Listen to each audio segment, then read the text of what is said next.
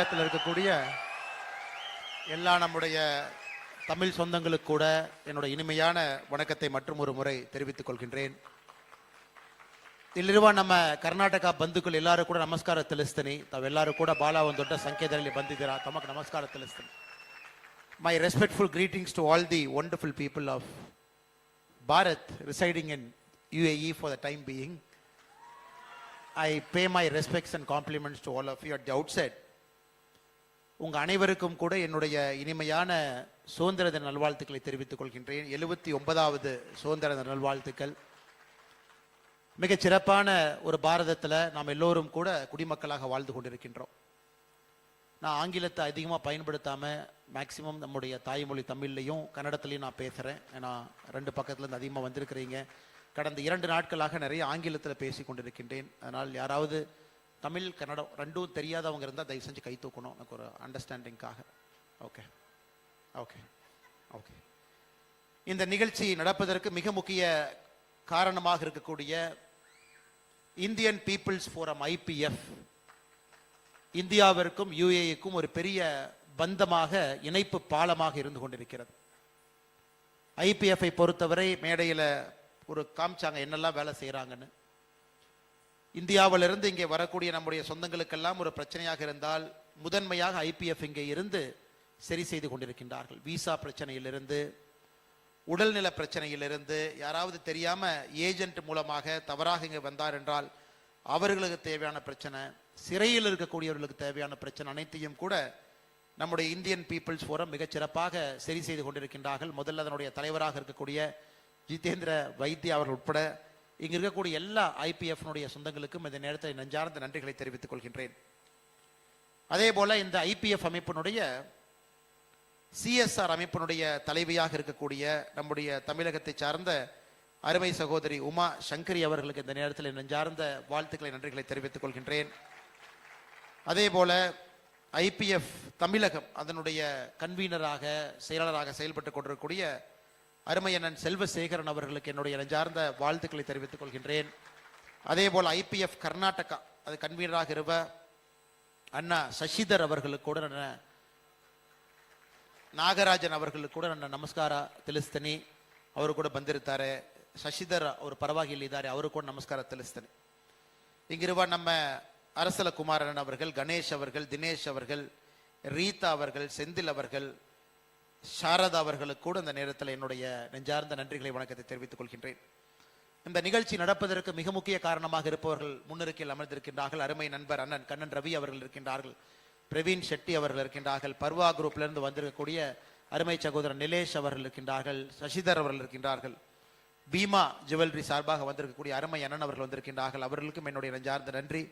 அதே போல இங்கே ஆறுமுகம் அண்ணன் அவர்கள் கிட்டத்தட்ட 40 ஆண்டு காலமாக பூ வியாபாரம் செய்து கொண்டிருக்கின்றார்கள். பெருமாளன் அவர்களுக்கும் என்னுடைய நெஞ்சார்ந்த நன்றிகளை தெரிவித்துக் கொள்கின்றேன். அதே போல முன்னிருக்கையில் இருக்கக்கூடிய எல்லா அன்பு சொந்தங்களுக்கும் கூட இந்த நேரத்தில் என்னோட நெஞ்சார்ந்த நன்றிகளை தெரிவித்துக் கொள்கின்றேன். அண்ணன் இந்த ஸ்பான்சர் அவங்க எல்லா பேரும் கொடுத்துருங்கன்னா, யார் பேரும் மிஸ் பண்ணிடக்கூடாது, தனியாக உங்களுக்கு நான் நன்றி சொல்லிடுறேங்கன்னா. அதே போல் இந்த அரங்கத்துக்கு வந்திருக்கக்கூடிய எல்லா நம்முடைய அன்பு சொந்தங்கள் எல்லோரும் கூட இன்னைக்கு உங்களுடைய நேரத்தை கொடுத்து முதல்லயே நீங்கள்லாம் பதிவு செய்து பெரிய ஒரு எண்ணிக்கையில் இந்த அம்பாசிடர் இன்டர்நேஷனல் பள்ளிக்கூடத்திற்கு யுனைடெட் அரப் எமிரேட்ஸில் குறிப்பாக துபாய் இந்த மாகாணத்தில் இருக்கக்கூடிய எல்லா அன்பு சொந்தங்கள் வந்திருக்கின்றீர்கள். உங்களுக்கும் என்னுடைய நெஞ்சார்ந்த நன்றிகளை இந்த நேரத்தில் தெரிவித்துக் கொள்கின்றேன்.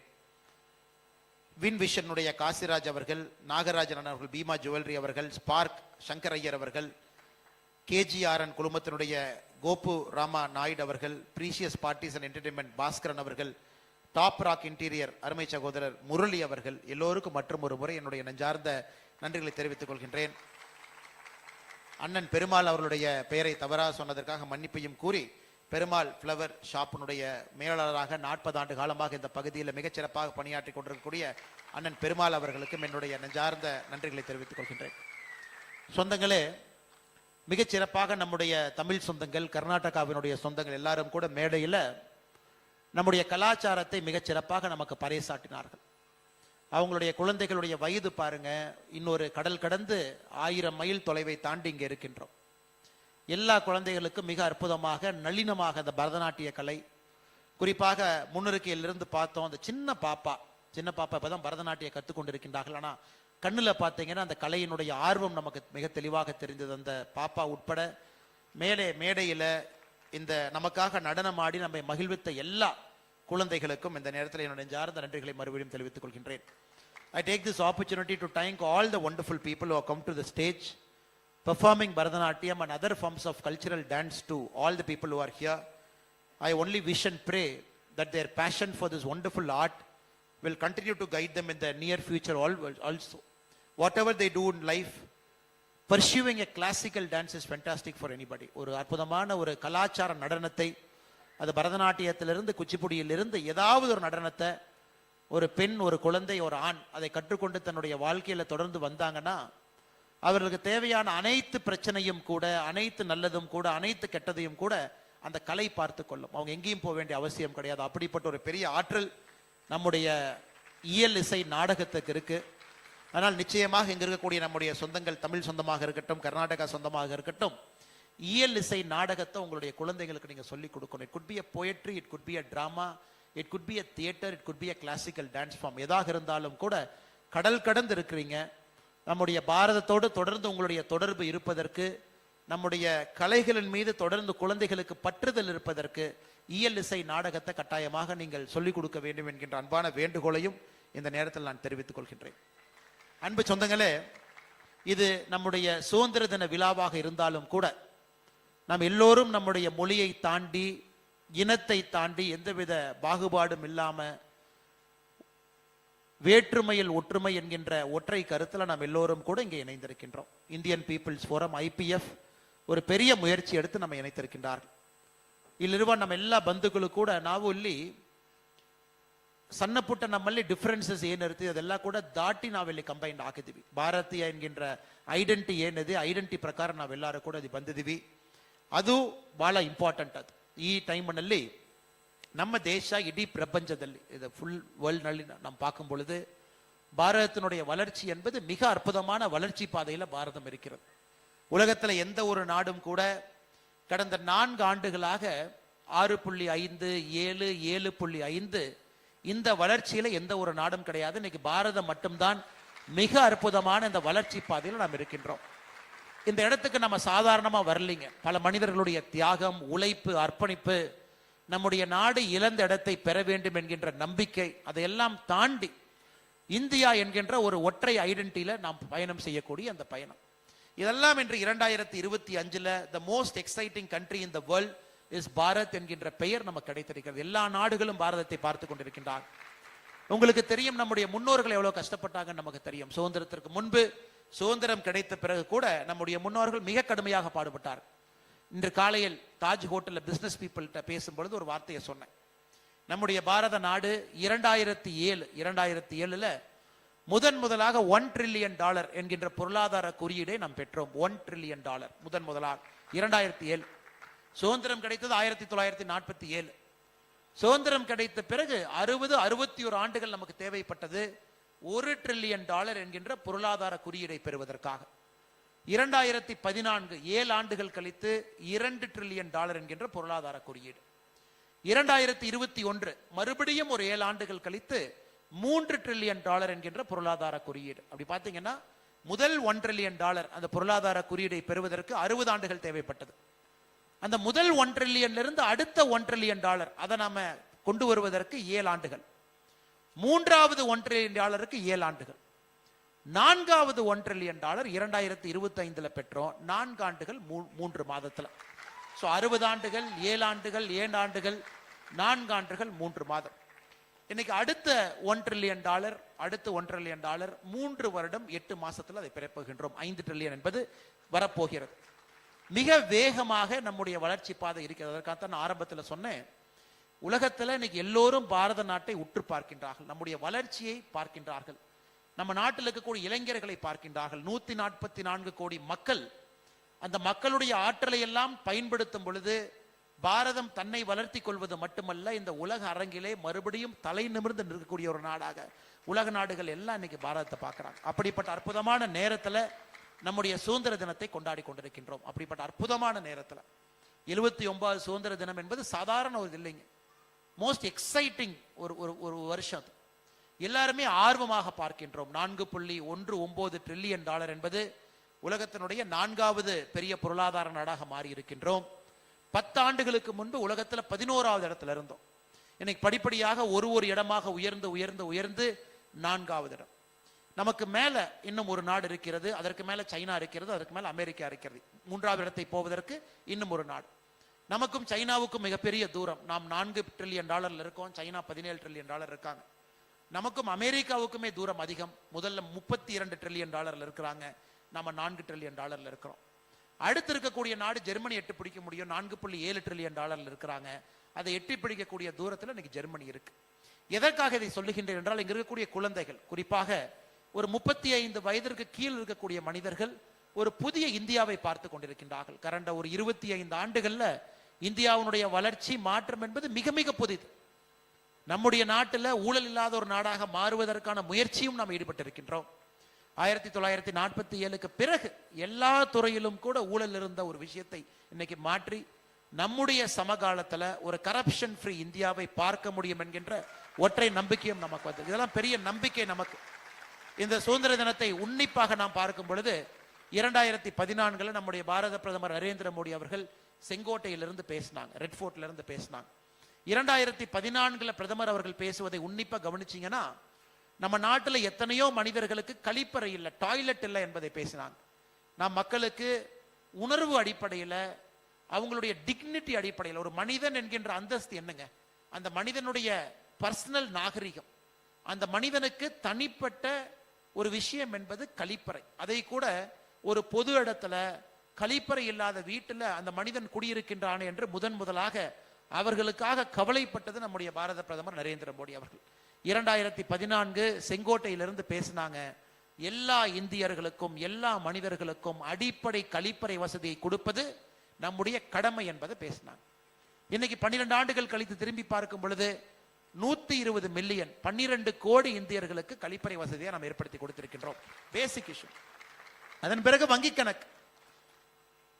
கணக்கு இந்தியர்கள் கையில ஒரு அடிப்படை வங்கி கணக்கு இருக்க வேண்டும். It's a fundamental right. ஒரு வங்கி கணக்கு என்பது அவர்களுக்கு ஒரு பினான்சியல் ஃப்ரீடம் கொடுப்பது. அது கூட இல்லாம எத்தனையோ பேர் நம்முடைய நாட்டில் இருக்கிறாங்களே என்பதை யோசித்து பிரதமர் அவர்கள் அடுத்த சுதந்திர தின உரை செங்கோட்டையிலிருந்து பேசும் பொழுது வங்கி கணக்கை கொடுப்பதற்கான முயற்சியில் இறங்கினாங்க. இன்னைக்கு கிட்டத்தட்ட 43 கோடி இந்தியர்களுக்கு முதலாக வங்கி கணக்கு கொடுத்திருக்கும். எதற்காக இதை சொல்றேன்னாங்க, இந்தியா எப்படி இருந்தது என்பதை உங்களுக்கு உணர்த்துவதற்காக சொல்லி. நல்லா உங்களுக்கு தெரியும், நாம் மிகப்பெரிய நாடாக இருக்க வேண்டிய நாடு 1950 காலகட்டத்திலிருந்து ஏதோ ஒரு விஷயத்துல நாம் எடுத்துக்கொண்ட பொருளாதார கொள்கை என்பது நம்மை பின்னோக்கி அழைத்து சென்றதோ தவிர முன்னோக்கி எடுத்து செல்லவில்லை. அதையெல்லாம் கடந்து கடந்து கடந்து கடந்து கடந்து கழிப்பறையிலிருந்து வங்கி கணக்கிலிருந்து கடந்து இன்னைக்கு இந்தியாவில் நாம் கழிப்பறை என்கின்ற வார்த்தை பேசுவது கிடையாது. இன்னைக்கு இந்தியாவில் வங்கி கணக்கு என்கின்ற வார்த்தை பேசுவது கிடையாது. இந்தியாவில் இன்னைக்கு நாம் இளைஞர்கள் பேசக்கூடிய வார்த்தை ஆர்டிபிஷியல் இன்டெலிஜென்ஸ் என்கின்ற வார்த்தையை பேசுறாங்க. ஒரு வளர்ச்சி அடைந்த பாரதத்திற்கு அடிப்படை தேவை என்னன்னு காலேஜில் போய் கேட்டீங்கன்னா ஆர்டிபிஷியல் இன்டெலிஜென்ஸ் பேசுறாங்க, நேனோ டெக்னாலஜின்னு பேசுறாங்க. இந்தியாவிலே புதிய விதமான தொழில்நுட்பத்தை நாம் கொண்டு வர வேண்டும் என்று இளைஞர்கள் விரும்புகின்றார்கள். அது எல்லாவற்றையும் தாண்டி நம்முடைய சமகாலத்தில் வறுமை கோட்டிற்கு கீழே யாரும் இருக்கக்கூடாது என்கின்ற ஒற்றை நம்பிக்கையில் நம்முடைய நாடு என்று பயணம் செய்து கொண்டிருக்கிறது. வளர்ச்சி வேண்டும், ஆனால் அந்த வளர்ச்சி எல்லோருக்கும் போகணும். அந்த வளர்ச்சி மேல்தட்டிலிருந்து கீழே வரை அனைத்து தரப்பட்ட மக்களுக்கு வளர்ச்சி போகணும். காஷ்மீரிலிருந்து கன்னியாகுமரி வரை, குஜராத்திலிருந்து அருணாச்சல பிரதேஷ் வரை எல்லா மாநிலங்களும் வளர்ச்சி அடைய வேண்டும் என்கின்ற நோக்கத்தில் இருக்கிறோம். அதனால்தான் இந்த சுதந்திர தினம் என்பது மிக முக்கியமான சுதந்திர தினம். மிக முக்கியமான சுதந்திர தினம் என்று சொல்வதை விட நம்முடைய பிரதமர் அவர்கள் 2025 சுதந்திர தினத்தில் செங்கோட்டையிலிருந்து பேசும் பொழுது மிக தெளிவாக அடுத்த 20 ஆண்டுகள் நாம் எங்கே செல்ல வேண்டும் என்கின்ற ஒரு பாதையும் கூட நமக்கு வடிவமைத்து காட்டியிருக்கின்றார்கள். நம்முடைய நாடு சொந்தமாக நம்முடைய தொழில்நுட்பத்தை நாம தான் உருவாக்க வேண்டும் என்று சொல்லி இருக்கின்றார்கள். நமக்கு விமானம் வெளியே இருந்து வாங்கினா பத்தாது, விமானத்துக்கு அடிப்படை தேவையாக இருக்கக்கூடிய அதனுடைய இன்ஜினையும் கூட நம்முடைய நாட்டில் உற்பத்தி நாம் செய்ய வேண்டும். சமூக வலைதளத்தை எல்லோரும் பயன்படுத்துறோம், ஆனா எந்த சமூக வலைதளமும் இந்திய நாட்டை சார்ந்தது கிடையாது. பிரதமர் அவர்கள் இந்த சுதந்திர தின உரையில சொன்னாங்க, நம்முடைய இளைஞர்கள் இந்தியாவுக்கான சமூக வலைதளத்தை நீங்கள் உருவாக்க வேண்டும் என்று சொல்லி இருக்கின்றார்கள். அத்தோடு நிற்கலீங்க, ஓராண்டுக்கு இந்தியாவிற்கு நாம் இறக்குமதி செய்யக்கூடிய பெட்ரோலியம் மட்டும் யோசிச்சு பாருங்க, பெட்ரோல் டீசல் எல்பிஜி மட்டும் யோசிச்சு பாருங்க. 144 பில்லியன் டாலர் நாம் பெட்ரோலை வாங்குகின்றோம். அதை இந்திய ரூபாய் மதிப்பில் கணக்கு போட்டீங்கன்னா 12,50,000 கோடி ரூபாய். ஒரு ஆண்டுக்கு நம்முடைய நாடு 12,50,000 கோடி ரூபாய் வெளியே கொடுத்து, அந்நிய செலாவணியை வெளியே கொடுத்து பெட்ரோல் டீசலை வாங்குறோம். ஆனா நம்முடைய பட்ஜெட்டே 51 லட்சம் கோடி. பட்ஜெட்ல 20% பெட்ரோல் டீசல் வாங்குறதுக்கு செலவு பண்றோம். அதை பிரதமர் அவர்கள் சுட்டி காட்டினாங்க. அதெல்லாம் நியாயப்படி மக்களுக்கு செல்ல வேண்டிய பணம், அதெல்லாம் நியாயப்படி ஏழைகளுக்கு செல்ல வேண்டிய பணம், அதெல்லாம் நியாயப்படி நடுத்தர குடும்பத்திற்கு செல்ல வேண்டிய பணம், அதெல்லாம் நியாயப்படி விவசாயிகளுக்கு செல்ல வேண்டிய பணம், அதெல்லாம் நியாயப்படி கடுமையாக யார் வருமான வரி கட்டுறாங்களோ அவர்களுக்கு சலுகை கொடுக்க வேண்டிய பணம், அதெல்லாம் நியாயப்படி கிராமப்புறத்தில் இருக்கக்கூடிய பெண்களுக்கு செல்ல வேண்டிய பணம். ஆனா 12,50,000 கோடி ரூபாய் வெளியே நாம கொடுத்து பெட்ரோல் வாங்கி கொண்டிருக்கின்றோம். அதையும் பிரதமர் அவர்கள் சொன்னார்கள். அதையும் நீங்க யோசிக்கணும். அதனால் இந்த சுதந்திர தினத்தை பொறுத்தவரை நம்ம எங்கே இருந்தாலும் கூட நம்முடைய எண்ணமெல்லாம், நோக்கமெல்லாம், சிந்தனையெல்லாம் நம்முடைய நாட்டினுடைய வளர்ச்சிக்கு நம்முடைய பங்களிப்பு இருக்கிறதா, நம்முடைய நாடு அடுத்த கட்டம் செல்வதற்கு தொழில்நுட்பத்திற்கு நம்முடைய பங்களிப்பு இருக்கிறதா. இன்னைக்கு உலகத்தில் எங்கே பார்த்தாலும் கூட இந்தியர்கள் இருக்கின்றார்கள். எல்லா இடத்திலும், எல்லா முக்கியமான துறையிலும் இந்தியர் இருக்கின்றார்கள். அமெரிக்காவுடைய அது சுந்தர் பிச்சையிலிருந்து ஆரம்பித்து ஒருத்தரா பார்த்தீங்கன்னா இந்திய பெருமக்கள் இல்லாத துறையே இல்லை. ஆனா இன்னைக்கு அந்த combined talent, combined energy, combined passion, இதையெல்லாம் நம்முடைய நாட்டினுடைய வளர்ச்சிக்காக எப்படி உருவாக்க போகின்றோம் என்கின்ற சிந்தனை நம்முடைய நாட்டு மக்கள்கிட்ட வந்திருக்கு. அதை இன்னைக்கு இந்த சுதந்திர தினத்தில் நாம் பேசிக் கொண்டிருக்கின்றோம். அன்பு சொந்தங்களே, இது ஆரம்பத்தில் உங்களிடம் வைக்க வேண்டும் என்பது என்னுடைய ஆசை. காரணம், உங்களுடைய குழந்தைகளுக்கு நீங்கள் சொல்லி வளர்க்க வேண்டும். நீங்கள்லாம் இந்தியாவை விட்டு இங்கே வந்து ஐக்கிய அரபு எமிரேட்ஸ் இந்த பகுதியில் 7 மாகாணத்தில், குறிப்பாக துபாயில், அபுதாபி, இந்த 2 முக்கியமான மாகாணத்தில் நீங்கள் வரும்பொழுது அது வேறு இந்தியா. அந்த இந்தியாவில் நீங்கள் தொழில் தொடங்குவதற்கு பெரிய வாய்ப்பு இல்லை. அந்த இந்தியாவில் கடுமையான உழைத்தால் அதன் மூலமாக வருமானம் வரும் என்கின்ற இந்தியாவும் அது இல்லை. அது பழைய இந்தியா அது. ஆனா இன்னைக்கு இந்த புதிய இந்தியாவில் நேர்மையாக உழைக்கக்கூடிய ஒருவருக்கும் இடம் உண்டு என்பதை நாம் காட்டிக் கொண்டிருக்கின்றோம். ஆனால் உங்களுடைய குழந்தைகளுக்கு நீங்கள் சொல்லிக் கொடுத்து வளர்க்க வேண்டும். வருங்காலத்தில் நம்முடைய தாய் திரு நாட்டில் உங்களுடைய குழந்தைகள் படித்து முடித்த பிறகு தொழில் ஆரம்பிப்பதற்கு இந்தியாவுக்கு வரணும், வேலை வாய்ப்பை உருவாக்கி கொடுப்பதற்கு இந்தியாவுக்கு வரணும், பெரிய சாதனைகள் செய்வதற்கு இந்தியாவில் வரணும். ஏன்னா உங்களுக்கு ஒரு புதிய இந்தியா காத்து கொண்டிருக்கிறது. அந்த புதிய இந்தியா தன்னுடைய கதவுகளை திறந்து சிறகுகளை விரித்து நல்ல சிந்தனை இருக்கக்கூடிய மனிதர்கள் இந்த நாட்டை உயர்த்துவதற்காக வர வேண்டும் என்று நினைக்கின்றார். ஒரு காலத்தில் பிரெயின் ட்ரெயின் என்கின்ற வார்த்தையை பயன்படுத்தணும், இன்னைக்கு பிரெயின் கெயின் என்கின்ற வார்த்தையை பயன்படுத்துறோம். திரும்ப நம்முடைய நாட்டிற்கு நல்லவர்களெல்லாம் வர வேண்டும், வல்லவர்களெல்லாம் வர வேண்டும் என்கின்ற ஒரு வாதத்தை வைத்துக் கொண்டிருக்கின்றோம். நிச்சயமாக எனக்கு 79வது சுதந்திர தின விழாவிலே பிரதமர் அவர்கள் இதை சொன்னாலும் கூட இன்னும் ஒரு 10 சுதந்திர தினம் 89 வரும் பொழுது நமக்கு தெரியும் நாம் 100வது சுதந்திர தின விழா 2047 என்பதை உன்னிப்பாக கவனித்துக் கொண்டிருக்கின்றோம். வளர்ச்சி அடைந்த பாரதம், விகிஷித் பாரத் என்கின்ற வார்த்தையை பயன்படுத்துறோம். 2047 சுதந்திரம் கிடைத்து 100 ஆண்டுகள் வந்திருக்கும் பொழுது இந்தியா ஒரு வல்லரசாக பொருளாதாரத்தில் மட்டுமல்ல எல்லா துறையிலும் கூட வர வேண்டும் என்கின்ற கனவோடு வேலை செய்து கொண்டிருக்கின்றோம்.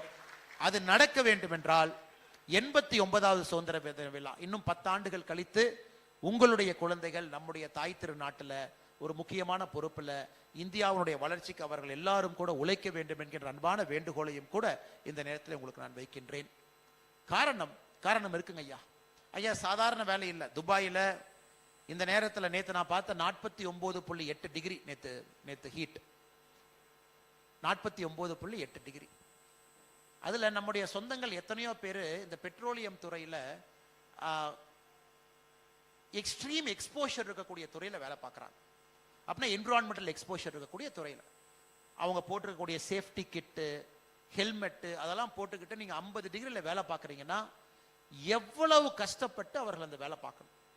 கஷ்டப்பட்டு அவர்கள் சம்பாதிக்கக்கூடிய பணத்தை ஊரில் இருக்கக்கூடிய அப்பாவுக்கும் அம்மாவுக்கும் மனைவிகளுக்கும் குழந்தைகளுக்கும் சொந்தக்காரங்களுக்கும் இங்கிருந்து அவங்க திரும்ப அனுப்புறாங்க. எனக்கு இந்தியாவை பொறுத்தவரை இன்வர்ட் ரெமிட்டன்ஸ்ல நம்ம தான் நம்பர் 1 இந்த வேர்ல்ட். அதாவது இன்வர்ட் ரெமிட்டன்ஸ், வெளியே இருந்து இந்தியர்கள் கடுமையாக உழைத்து அவங்க உழைச்ச பணத்தை இந்தியாவுக்குள்ள அனுப்புறதுல அதிக ரிசீவிங் நம்ம தான் இன்னைக்கு வாங்குறோம்.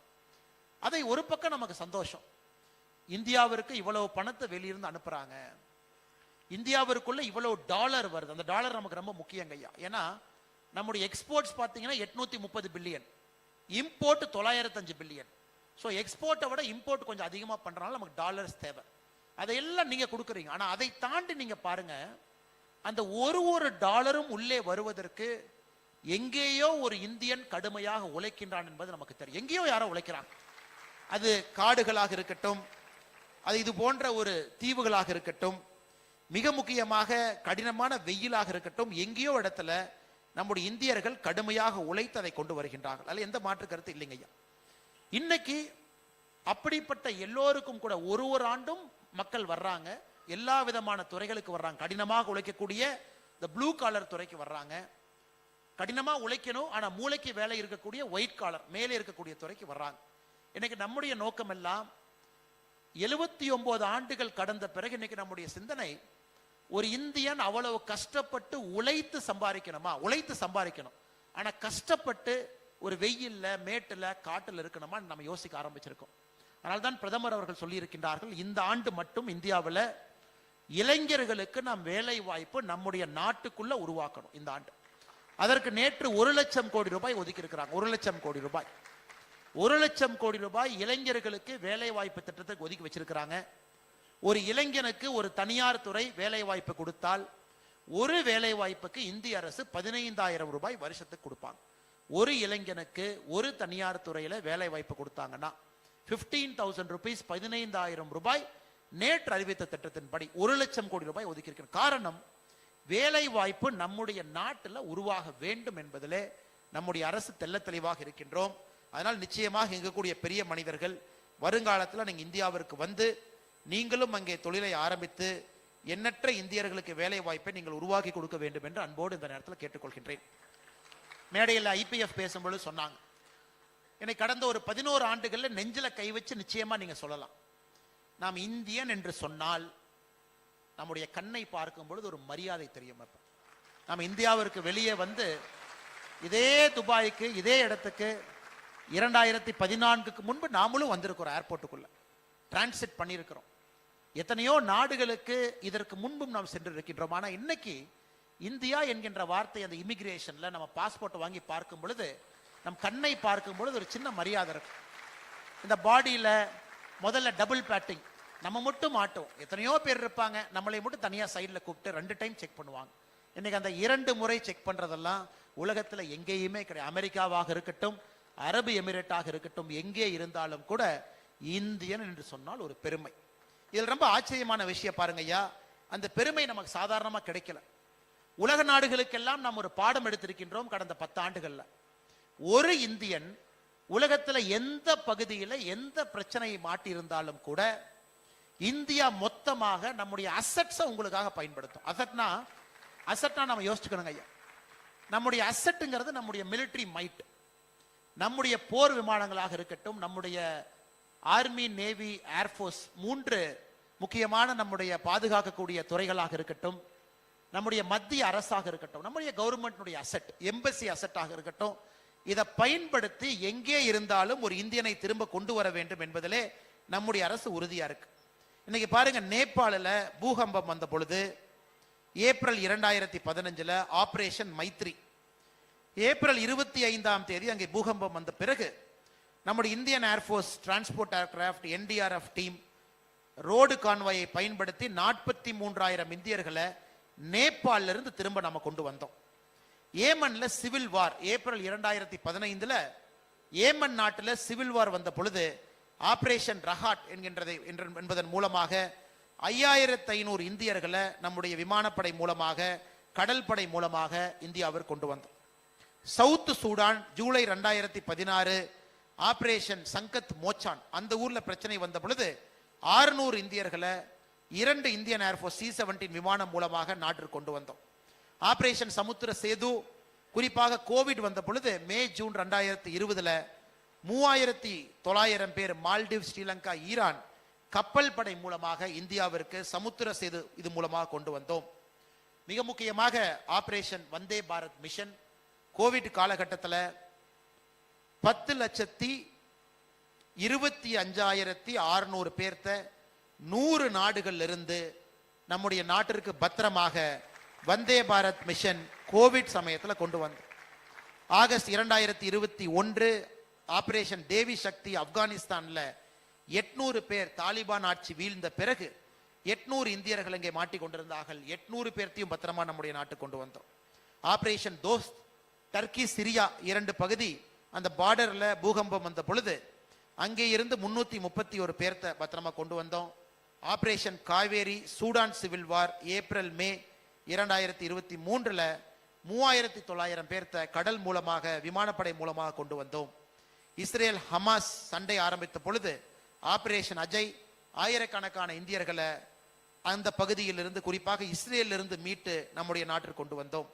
ஆபரேஷன் இந்திராவதி ஹைத்தியில இங்கே பிரச்சனை ஆரம்பித்த பொழுது 12 இந்தியர்கள் அங்கிருந்து டாமினிகன் ரிபப்ளிக் பத்திரமாக கூட்டி சென்றோம். ஈரான் இஸ்ரேல் சண்டை சமீபத்தில் ஆரம்பித்த பொழுது 285 மாணவர்களை ஆபரேஷன் சிந்து அதன் மூலமாக வெளியே கொண்டு வந்தோம். ரஷ்யா உக்ரைன் சண்டை ஆரம்பித்த பொழுது 12,000 இந்தியர்கள் அந்த பகுதியிலிருந்து பத்திரமாக வெளியே கூட்டி கொண்டு வந்திருக்கின்றோம். எதற்காக சொல்றேன்னாங்க, இது ரொம்ப முக்கியங்க ஐயா. இன்னைக்கு வெளிநாட்டில் வாழக்கூடிய ஒரு இந்தியன் யாராக இருந்தாலும் எந்த பகுதியில் இருந்தாலும் இந்த அரசுகள் உங்களை மரியாதையாக நடத்தினாலும் இந்த நாட்டில் பத்திரமாக இருந்தாலும் உங்க சொந்த வீடு உங்க பின்னாடி இருக்குன்னு தெரியும் போது உங்களுக்கு ஒரு தனி தைரியம் இருக்கும்.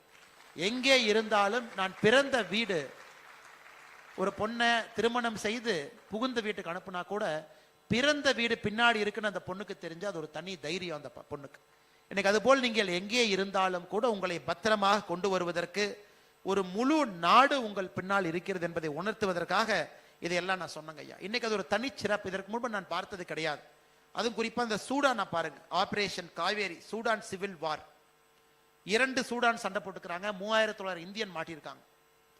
அமெரிக்காவினுடைய படை அவங்களால ரெஸ்கியூக்கு போக முடியல. ஏன்னா அந்த மெயின் விமான நிலையத்தை குண்டு போட்டு தகர்த்தெடுந்தார்கள். இந்தியாவுடைய விமானப்படை ஒரு பழுந்தடைந்த ஓடுதளத்துல ஏடிசி இல்லாத ஏர் டிராபிக் கண்ட்ரோல் வேலை செய்யாத ஒரு இடத்துல நைட் விஷன் காகிள்ஸோடு இந்தியன் ஏர்ஃபோர்ஸ் பைலட் அங்க லேண்ட் பண்றாங்க. நைட் விஷன் காகிள்ஸோடு, ஏன்னா அங்க லைட்டே இல்லை. எல்லோரையும் பத்திரமாக மீட்டு வரும் பொழுது டெல்லியில் இருக்கக்கூடிய அமெரிக்கன் எம்பசி நமக்கு தகவல் கொடுக்குறாங்க, நாங்க போக முடியல, நீங்க போயிட்டீங்க, ஒரு 300 அமெரிக்கன்ஸ் இருக்காங்க, அவங்களையும் உங்க இந்தியர்களோட கூட்டிக் கொண்டு வந்து விடுகின்றனர். எப்படி இருந்த நாடு எப்படி மாறி இருக்கின்றோம் என்பதற்கு ஒற்றை உதாரணம். எங்கே வேண்டுமானாலும் நம் செல்வோம் என்பதை உணர்த்தி கொண்டிருக்கின்றோம். அதன் பிறகு நான் வேறொரு நாட்டில் இருக்கிறேன், இன்னைக்கு அரசியல் பேசினா தப்பா போயிருங்க ஐயா. சமீபத்தில் நடந்த நிகழ்வுகள்லாம் நீங்க பாத்தீங்க.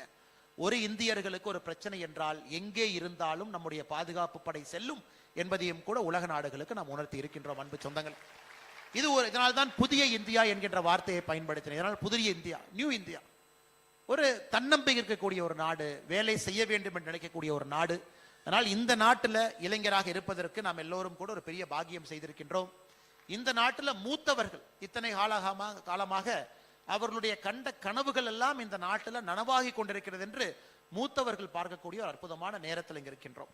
அன்பு சொந்தங்களே, இது சுதந்திர தின விழா நிகழ்வாக இருந்தாலும் கூட இன்னும் ஒரு 3-4 விஷயங்களையும் கூட உங்கள் முன்னால் வைக்க வேண்டும் என்று நினைக்கின்றேன். தமிழர்களாக இங்கே அமர்ந்திருக்கின்றோம். நம்முடைய கன்னடத்து சொந்தங்கள் இங்கே இருக்கின்றார்கள். எப்பொழுதுமே தூரத்திலிருந்து பார்க்கும் பொழுது நம்முடைய பார்வை வேறு மாதிரி இருக்கும். தமிழ்நாட்டுக்குள்ள நாம் இருக்கோம் அப்படின்னா எந்த ஊருன்னு கேட்டால் கொங்கு பகுதி, எந்த ஊர்னா என்ன சவுத்துன, நான் திருநெல்வேலி பாஷையில் பேசுவாங்க, ஆனால் நான் சென்னைன்னு, திருவாரூர், வேறு வேறு ஊர்கள். தமிழ்நாட்டிலிருந்து வெளியே வந்தவுடன் நாம் என்ன சொல்லுவோம்னா எங்கன்னு கேட்டால், ஆனால் நான் இந்தியாவுடைய சவுத்து பாட்டிலேருந்து இருக்கேன், சதர்ன் இந்தியா அப்படின்னு சொல்லுவோம். இந்தியாவிலிருந்து வெளியே வந்த பிறகு எந்த ஊர்னு கேட்டால் ஃபர்ஸ்ட் இந்தியன்னு சொல்லுவோம், அப்புறம் தமிழகம் சொல்லுவோம். ஏன்னா நம்முடைய பார்வையை பொறுத்தவரை கழுகை போல எவ்வளவு மேலே மேலே பறக்கின்றோமோ நம்முடைய பார்வையும் கூட மாறும். இன்னைக்கு வெளியே இருந்து எவ்வளவு பெருமையாக நாம் இந்தியர்கள் என்று சொல்லுகின்றோம், பாரதியர்கள் என்று சொல்லுகின்றோம். இன்னைக்கு நாம் எல்லோருமே ஒரு நிமிஷம் யோசிச்சு பார்க்கணும். இன்னைக்கு இந்தியாவுடைய முழு வலிமையை நாம் பயன்படுத்துகின்றோமா? Are we using the fullest potential of Bharat? இந்தியாவுடைய முழு வலிமையை நாம் பயன்படுத்துகின்றோமா அப்படின்னு கேட்டீங்கன்னா நிச்சயமா இல்லை. எனக்கு இந்தியாவுடைய முழு வலிமையை நாம் பயன்படுத்துறோம். நம்முடைய கலாச்சாரம் எவ்வளவு பெரிய கலாச்சாரம் பாருங்க ஐயா. மேடையில் எத்தனை அற்புதமாக நடனம் ஆடினாங்க. இதெல்லாம் எத்தனை ஆண்டுகளை தாண்டி எத்தனை காலங்களை தாண்டி நிற்கக்கூடிய ஒரு மிக முக்கியமான இயலிசை நாடகத்தை நம்ம மேடையில பார்த்தோம். இன்னைக்கு அதே போல நம்முடைய குழந்தைகளுக்கு, குறிப்பாக ஐக்கிய அரபு எமிரேட்ஸ் இருக்கக்கூடிய நீங்க, நம்முடைய குழந்தைகளுக்கு குறைந்தபட்சம், என்னுடைய அன்பான வேண்டுகோள், குறைந்தபட்சம் இந்திய மொழியில வேறு வேறு மொழியில ஒரு புத்தகத்தை நீங்க படிக்க வைக்கணும். குறைந்தபட்சம் ஒரு புத்தகம். இல்ல நான் தமிழன், நான் தமிழ்நாட்டு பையன், நான் பொண்ணு, நான் பெரிய ஆளு, ஆனா தமிழ் புத்தகத்தை தவிர என்ன எது நான் சொல்ல மாட்டேன், நான் சொல்லிக் கொடுக்க மாட்டேன்னு சொன்னோம் அப்படின்னா நாம் உண்மையாலுமே நம்முடைய பண்டைய இலக்கியத்திற்கும் நாகரீகத்திற்கும் நாம் மரியாதை செய்யவில்லை என்கின்ற அர்த்தம். தமிழ் இலக்கியத்தில் எத்தனையோ இருக்குதுங்க ஐயா. கண்டிப்பா திருக்குறள் படிப்பாங்க, கண்டிப்பா எத்தனையோ நம்முடைய ஐம்பெரும் காப்பியங்களை படிப்பாங்க, சங்க இலக்கியங்களை படிப்பாங்க, இந்த சமகாலத்தில் இருக்கக்கூடிய அற்புதமான புத்தகங்களை படிப்பாங்க. படிக்கட்டும், ரொம்ப சந்தோஷம். அதே போல கன்னடத்தில் இருக்கக்கூடிய நண்பர்கள் யாராச்சும் இருந்தீங்கன்னா சமகால இலக்கியத்தில் இருக்கக்கூடிய எஸ்.எல். பைரப்பா அவங்க, குவம்பு அவங்க, எத்தனையோ அற்புதமான எழுத்தாளர்கள்.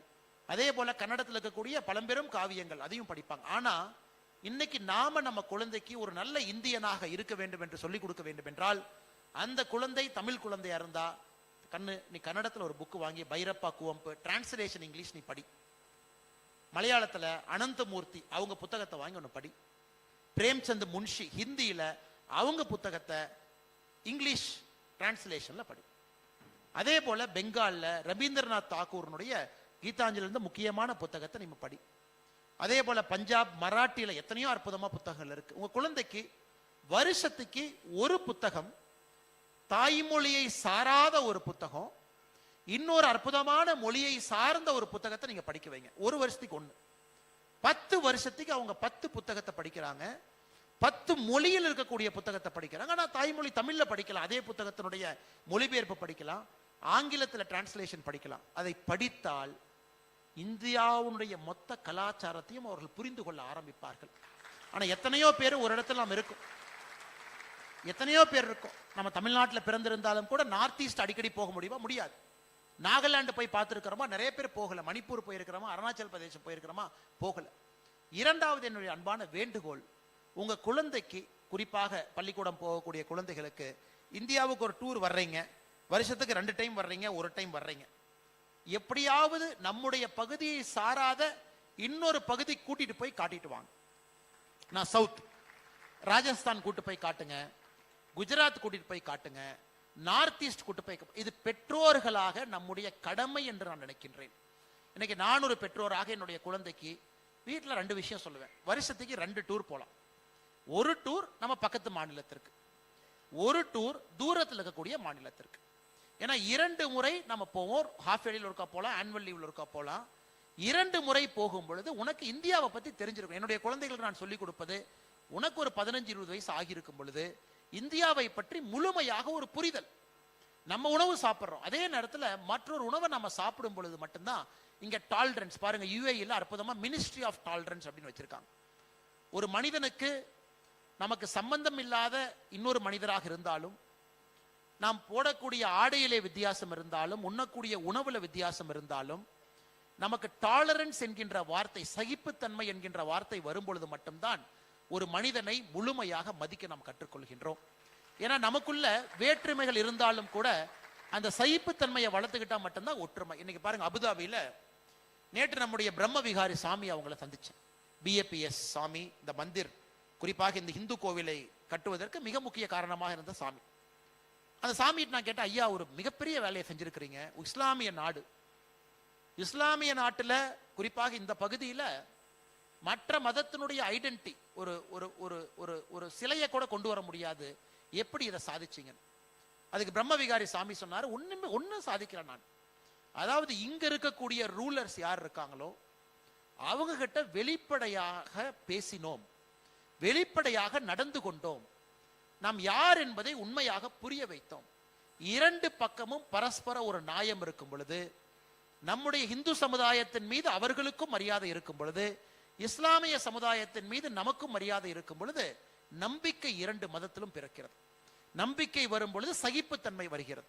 சில விஷயத்தை பொறுத்துக்கணும், சில விஷயத்தை விட்டு கொடுத்து போகணும். அதனுடைய வெளிப்பாடு தான் இந்த அற்புதமான கோவில் என்று சொன்னார்கள். சாமி அதோடு நிக்கலிங்க, இன்னும் ஒரு படி போனாங்க. 1 மணி நேரம் கோயிலை சுத்தி காமிச்சாங்க. அந்த கோயிலை முழுமையா பாருங்க.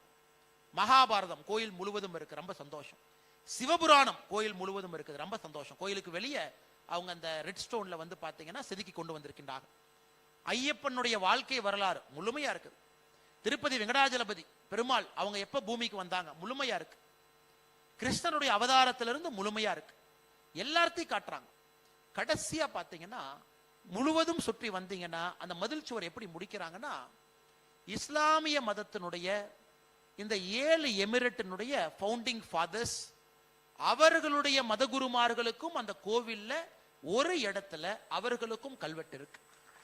அப்படி என்றால் எங்களை மதித்து இந்த நாட்டில் எங்களுக்கு நிலம் கொடுத்து எங்களுடைய மதத்திற்கு மரியாதை கொடுத்து நீங்கள் பெருமை சேர்த்திருக்கின்றீர்கள். உங்களுடைய மதத்திற்கும் நாங்கள் மரியாதை கொடுக்க விரும்புகின்றோம். கடைசியா பார்த்தீங்கன்னா அதோட நிக்கலீங்க. இன்னைக்கு பாரதியர்கள் நாம் அதிகமாக பயன்படுத்தக்கூடிய வார்த்தை வாசுதேவ குடும்பகம்னு சொல்றோம். மொத்த உலகமும் ஒரே ஒரு உலகம், ஒரே ஒரு மக்கள் என்று சொல்லுகின்றோம். காரணம், நாம் யாரும் பிறப்பின் அடிப்படையில் இங்கேதான் பிறப்பேன் என்று நாம் முடிவு செய்யவில்லை. ஆண்டவன் அனுப்பியிருக்கிறார். அதனாலதான் நம்முடைய ஓம் சாந்தி ஓம் சாந்தி ஓம் சாந்தின்னு அடிக்கடி சொல்றோம். அந்த ஓம் சாந்தி என்பது அமைதிங்கிறோம். அமைதி எல்லா மனிதர்களும் அமைதியாக இருக்கட்டும், எல்லா இனமும் அமைதியாக இருக்கட்டும், மிருகங்களும் அமைதியாக இருக்கட்டும், பஞ்சபூதங்களும் அமைதியாக இருக்கட்டும்னு அந்த ஓம் சாந்தி தராக மந்திரத்தை எல்லா இடத்துலையும் சொல்றோம். இந்த கோவிலினுடைய இன்னொரு சிறப்பு பார்த்தீங்கன்னா, நீங்கள் பார்த்திருப்பீங்க, முழுமையாக பார்த்துட்டு வந்தீங்கன்னா நாம் இந்து மதத்தை காட்டிட்டோம், நம்முடைய கலாச்சாரத்தை காட்டிட்டோம், இஸ்லாமிய மதத்திற்கும் மரியாதை கொடுத்துட்டோம். அதை தாண்டி 14 கலாச்சாரங்களுடைய கதை அங்கே வடிவமைத்திருக்கின்றார்கள். கடைசியா நீங்க வந்தீங்கன்னா 16 கலாச்சாரத்தினுடைய கதை. எஸ்கிமோ அவங்களுக்கு ஒரு கல்வெட்டு, அமெரிக்காவில் ரெட் இந்தியன்ஸ் அவர்களுக்கு ஒரு கல்வெட்டு, ஈஜிப்தியன் சுமேரியன் சிவிலைசேஷன் அவர்களுக்கு ஒரு கல்வெட்டு. அடிப்படையில் எல்லா மதமும் அமைதியை மட்டும்தான் போதிக்கின்றது என்பதை அந்த 16 கல்வெட்டத்தில் கலாச்சாரத்தில் காட்டுறாங்க. இது பாருங்க, அதை யாரு பார்த்தாலும் கூட நம் மதத்தின் மீது மரியாதை வருமா வராதுங்களா? இந்த கோவில்ல உங்கள் மதத்திற்கு எவ்வளவு முக்கியத்துவம் கொடுக்குறீங்களோ அதை மற்ற மதத்திற்கும் நீங்க இடத்த ஒதுக்கி இருக்கிறீங்க. கோயில்ல பாத்தீங்கன்னா 7 பில்லர்ஸ் இருக்கு. 7 எமிரேட்ஸ்க்கு மரியாதை கொடுப்பதற்காக 7 இந்திய கடவுளை உள்ள வச்சிருக்கிறோம். இந்தியாவுடைய வேறு வேறு பகுதி, ஜெகநாதர் ஒரிசா பகுதியில் இந்தியாவுடைய கடவுள், அவருக்கு ஒரு இடம். ஐயப்பன் கேரளா, அவருக்கு ஒரு இடம். திருப்பதி வெங்கடாஜல பெருமாள் அவருக்கு, கிருஷ்ண பரமாத்மா அவங்களுக்கு, சிவபெருமான் தன்னுடைய குடும்பத்தோடு. ஸோ 7 டவர்ஸ் இருக்குது. 7 அரபு எமிரேட்ஸ்க்கும் முக்கியத்துவம். அப்ப என்ன ஆச்சுங்க? ஆரம்பத்தில் இங்க இருக்கக்கூடிய ரூலர்ஸ் 5 ஏக்கர் கொடுத்தாங்க. நம்முடைய நம்பிக்கையை பார்த்து 7 ஏக்கர் கொடுத்தாங்க. நம்பிக்கையை பார்த்து 10 ஏக்கர் கொடுத்தாங்க. நம்பிக்கையை பார்த்து 15 ஏக்கர் கொடுத்தாங்க. நம்பிக்கையை பார்த்து 25 ஏக்கர் கொடுத்தாங்க.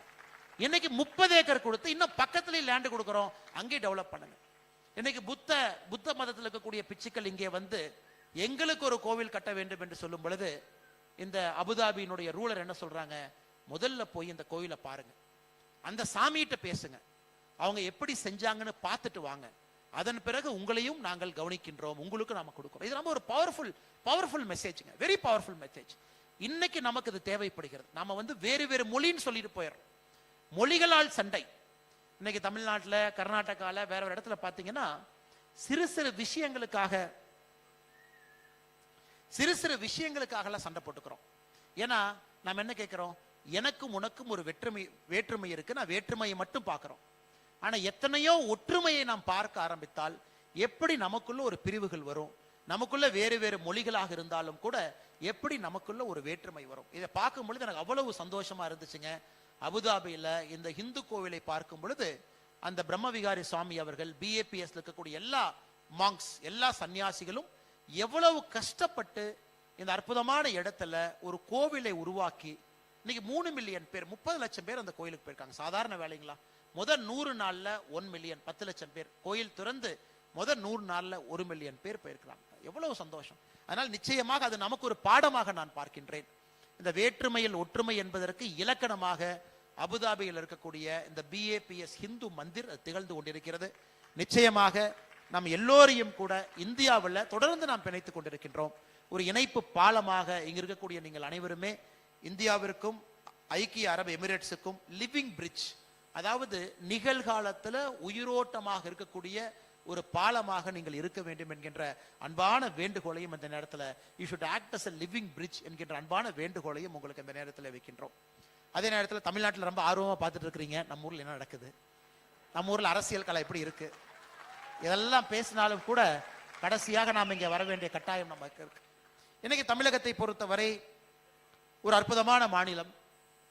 நாம் எல்லோரும் கூட தமிழகத்தில் மறுபடியும் தேசியமும் ஆன்மீகமும் 2 கண்களாக வர வேண்டும் என்று நினைக்கின்றோம்.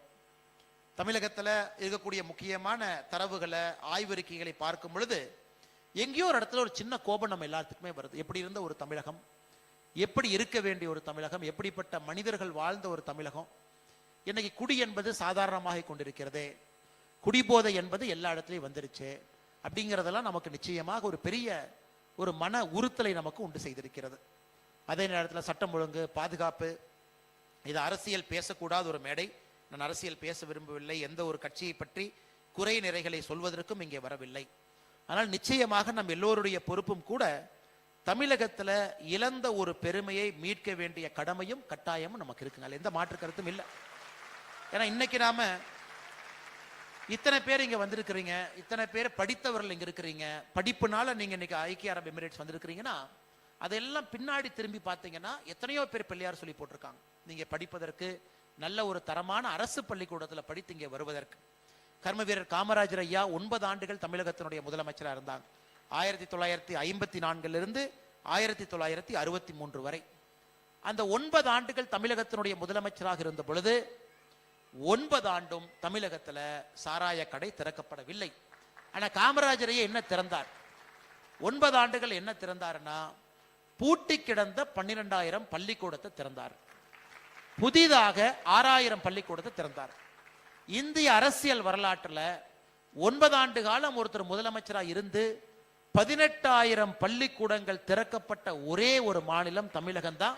1954 63 வரை. அதனால என்ன ஆச்சுன்னு பாரு. உங்களுடைய அப்பா நீங்க 3 தலைமுறை அந்த திறக்கப்பட்ட பள்ளிக்கூடத்தினால படிச்சாங்க. 3 தலைமுறை 18,000 பள்ளிக்கூடம். கர்ம வீரர் காமராஜர் ஐயா அதோடு நிற்கல. அந்த 9 ஆண்டு காலம் தமிழகத்தினுடைய முதலமைச்சராக இருக்கும் பொழுது அணையை கட்டினார். எத்தனை அணையை கட்டினார்னா 14 அணைகளை கட்டினார் அவருடைய 9 ஆண்டு காலத்துல. அணையை கட்டுறதோடு நிற்கல, பாசன வசதியை ஏற்படுத்தினாங்க. லட்சக்கணக்கான விவசாய நிலத்தை தமிழகத்துல நீர் வரத்து வரும் அளவுக்கு அதை மேம்படுத்தினாங்க.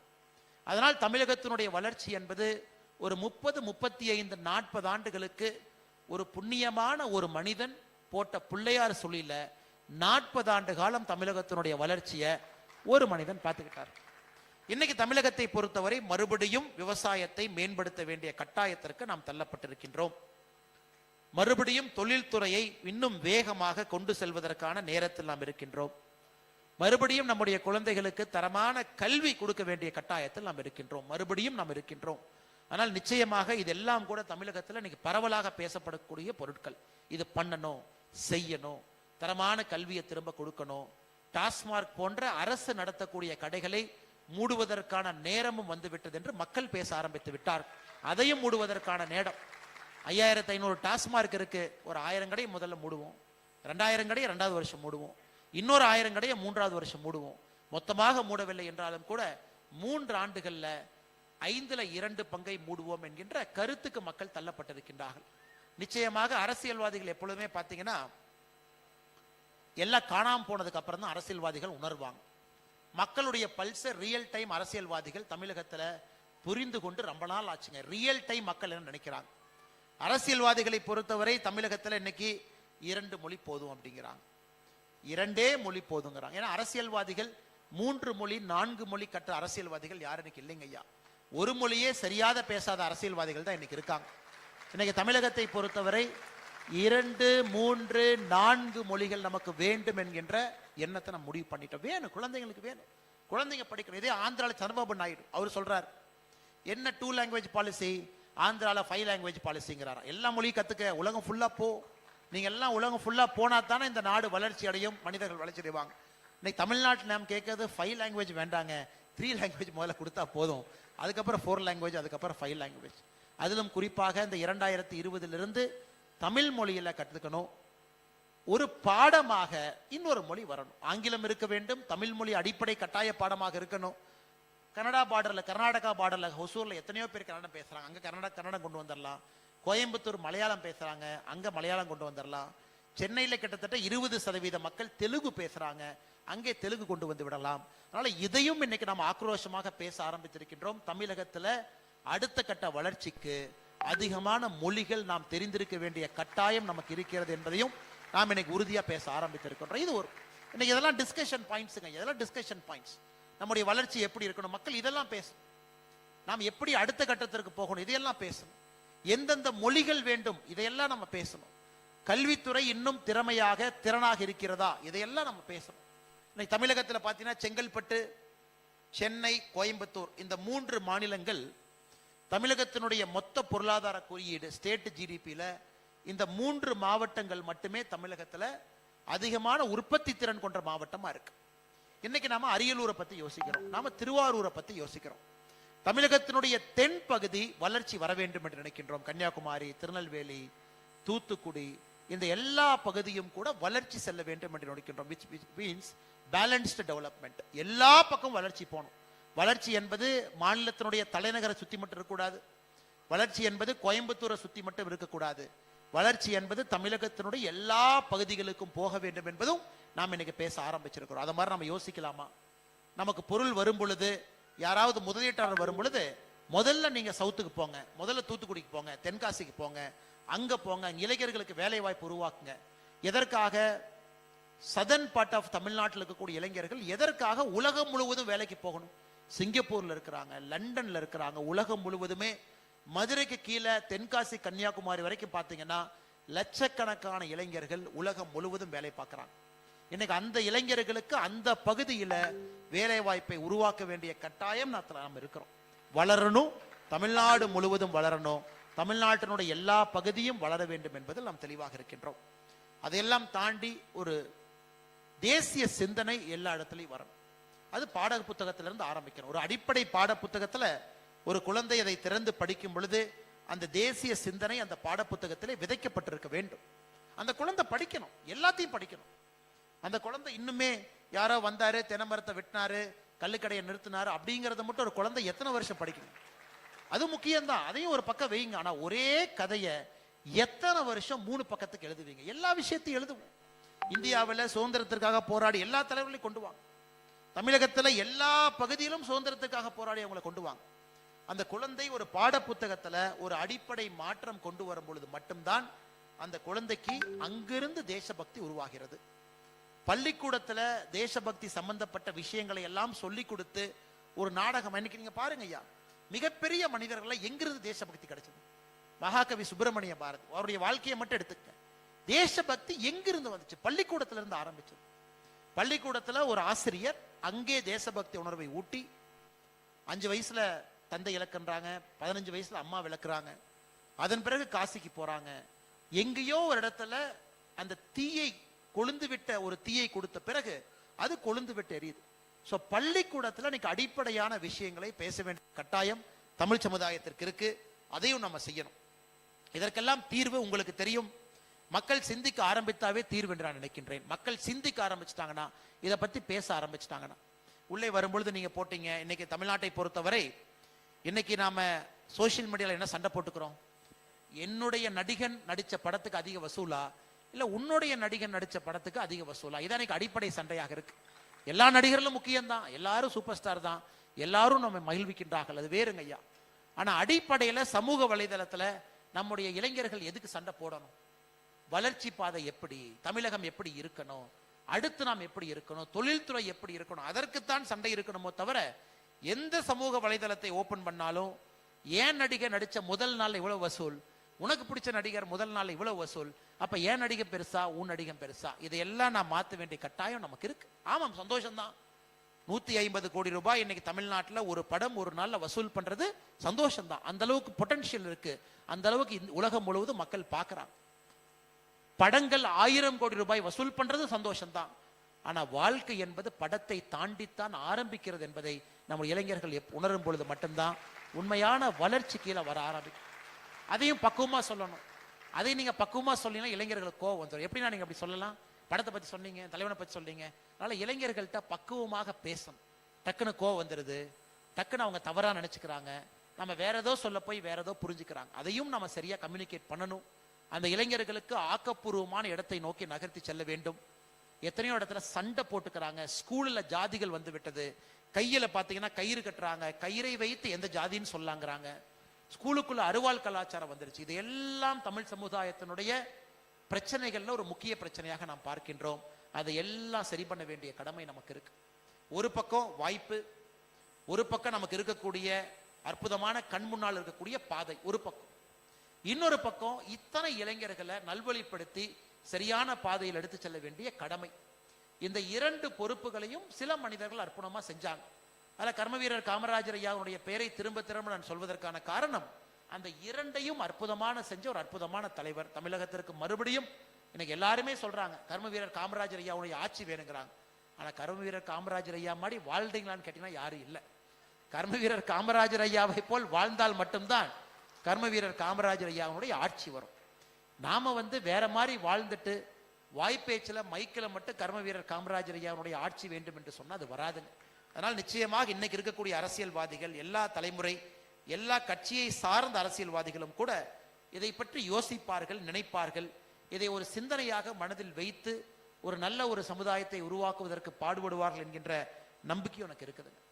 இன்னைக்கு ஐக்கிய அரபு எமிரேட்ஸ்ல எல்லோரும் எவ்வளவு ஒரு எந்தூசியாஸ்டிக்கா, ஒரு எனர்ஜெட்டிக்கோட மாற்றம் வர வேண்டும் என்கின்ற ஒற்றை சிந்தனைகள் இருக்கு. பெரிய பெரிய ஜாம்பவான்கள்லாம் இங்க இருக்கிறாங்க. நிறைய சிந்தனைகள் அவங்களுக்கு இருக்கு. இன்னைக்கு உங்களுடைய சிந்தனை எல்லாம் தயவு செய்து நம்முடைய நாட்டினுடைய வளர்ச்சிக்கு நீங்க கொடுக்கணும். நேற்று நம்முடைய பர்வா குரூப் அவங்ககிட்ட பேசும்பொழுது பினான்சியல் மார்க்கெட்ல இந்த மாற்றத்தை எல்லாம் கொண்டு வர வேண்டும் என்ற ஒரு பெரிய சிந்தனையை சொன்னாங்க. நான் அவர்களுக்கெல்லாம் வைக்கக்கூடிய ஒரே வேண்டுகோள், கண்ணன் ரவி என்ன சொன்னாங்க, இன்னைக்கு இதெல்லாம் இந்தியாவில் இந்தந்த திருத்தங்கள் கொண்டு வரப்பட வேண்டும், இந்த சட்டத்தில் இந்த மாற்றத்தை கொண்டு வரப்பட வேண்டும் என்று. இன்னைக்கு அரசு நீங்கள் சொல்வதை கேட்பதற்கு தயாராக இருக்கிறது.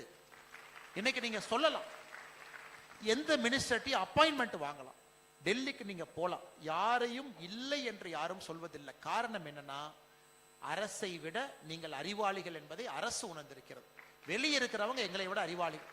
அதனால் தயவு செய்து இந்தியாவுக்கு வரும் பொழுது, சொந்த ஊருக்கெல்லாம் நீங்க வரும் பொழுது கொஞ்சம் நேரம் எடுத்து ஆட்சியாளர்கள் நீங்க சந்திக்கணும். இது போன்ற நாடுகளில் முக்கியமான நல்ல விஷயங்கள் இருந்தா அது ஒரு ஆலோசனையா சொல்லணும். அதை நம்முடைய நாட்டில் நாம் அதை பயன்பாட்டு கொண்டு வர முடியுமான்னு யோசிச்சு நீங்க சொல்லுங்க. பிராக்டிக்கலா உங்களுக்கு தெரியும். செக்ரட்டரிஸ்க்கு ஒரு இமெயில் அனுப்பிச்சு போய் பாருங்க. நம்மை பார்க்க மாட்டார்கள் நினைத்து இமெயில் அனுப்பாம இருக்காது. அவங்க நம்பரை கண்டுபிடிச்சு ஒரு மெசேஜ்னாச்சு போடுங்க. 10 பேர்த்துல 5 பேர் கண்டிப்பா பார்ப்பாங்க. ஒருத்தர் பார்க்கவில்லை என்பதற்காக நிறுத்திடாதீங்க, தொடர்ந்து போடுங்க. எங்கேயோ ஒரு இடத்துல கதவு திறக்கும். ஏன்னா நீங்கள் கொடுக்கக்கூடிய ஆலோசனை என்பது இந்த நாட்டினுடைய வளர்ச்சிக்கு அது மிக முக்கியமான ஆலோசனை. ஏன்னா பல விஷயங்களை பார்க்குறீங்க, பல காம்ப்ளெக்ஸான ப்ராப்ளத்தை சால்வ் பண்றீங்க. இன்னைக்கு துபாய் போன்ற ஒரு சின்ன ஒரு பகுதியில் 190 நாட்டினுடைய மக்கள் வாழ்கின்றார்கள். சாதாரண வேலைங்களா? 190 நாட்டினுடைய மக்கள், கிட்டத்தட்ட உலக நாடுகள் இருக்கிற எல்லோருமே இன்னைக்கு துபாயில் இருக்காங்க. எந்த நாட்டிற்கும் இல்லாத ஒரு சிறப்பு துபாயில் இருக்கு. அதுல நீங்க வாழ்றீங்க, பல விஷயங்களை கவனிக்கிறீங்க, பல விஷயத்தை பார்க்குறீங்க, முனிசிபாலிட்டியினுடைய எஃபிஷியன்சியை பார்க்குறீங்க, பல விஷயத்தை பார்க்குறீங்க. அது எங்கேயாவது நம்முடைய நாட்டினுடைய வளர்ச்சிக்கு ஒரு ஆலோசனையாக கொடுக்க வேண்டியது உங்களுடைய கடமை என்பதையும் அன்போக தெரியும். நாங்க ஒரு நன்னாள் வருவாங்க ஐயா, 4 பேர் நீங்க சொல்றதை கேட்போம், 4 விஷயத்தை நாங்க பார்ப்போம், அதுக்கப்புறம் இந்தியாவில் போய் இருக்கிற பிரச்சனையை சால்வ் பண்ணி அடுத்த கட்டத்தை யோசிப்போம். ஆனா நீங்க தினமும் அதை பார்க்கிறீங்க, உங்க சிந்தனை வேறு மாதிரி இருக்கும். அதனால் நீங்க தைரியமாக இந்தியாவிற்கு வரும் பொழுதெல்லாம் நீங்க நிறைய பேர் கேட்பீங்க, நாட்டுக்கு நான் எப்படி கான்ட்ரிபியூட் பண்றது, நான் துபாயில் இருக்க இந்தியாவுடைய வளர்ச்சிக்கு எப்படி கான்ட்ரிபியூட் பண்றது. இதுதான் நீங்க செய்ய வேண்டிய முதல் கான்ட்ரிபியூஷனா நான் பாக்குறேங்க ஐயா. முதல் 4 பேர்த்த சொல்லுங்க, கேட்கிறவங்க கேட்கட்டும், கேட்காதவங்க ஆனா கேட்பாங்க. 10ல் 5 பேர் கேட்பாங்க. நீங்க சொன்னதை எங்கேயாச்சும் ஒரு இடத்துல பயன்படுத்த முடியுமான்னு யோசிப்பாங்க. இன்னைக்கு பாருங்க, இன்னைக்கு இந்தியாவிற்கு நதிநீர், குறிப்பாக கிளீன் ட்ரிங்கிங் வாட்டர் நமக்கு வேணும். கிளீன் ட்ரிங்கிங் வாட்டர் இன்னைக்கு காலையில பார்த்தேன், உலகத்தில் இருக்கிற முதல் 10 கம்பெனில கிட்டத்தட்ட 4 கம்பெனி யுஏஇலே இருக்கு. ஒரு இஸ்ரேல் கம்பெனி, அமெரிக்கா, யூரோப்பியன்ஸ்லாம் இருக்காங்க. அந்த யுஏஇல இருக்கிற 4 கம்பெனில தமிழ்காரங்க 2 பேர் இருக்கிறாங்க. அதாவது உலகத்தில் இருக்கக்கூடிய டாப் 10 சுத்தமான குடிநீர் கொடுக்கக்கூடிய இந்த நிறுவனத்துல இன்னைக்கு இங்க இருக்கக்கூடிய தமிழர்கள் இருக்கிறாங்க. இன்னைக்கு சென்னைக்கு நமக்கு தேவைங்க ஐயா, சென்னைக்கு தேவை.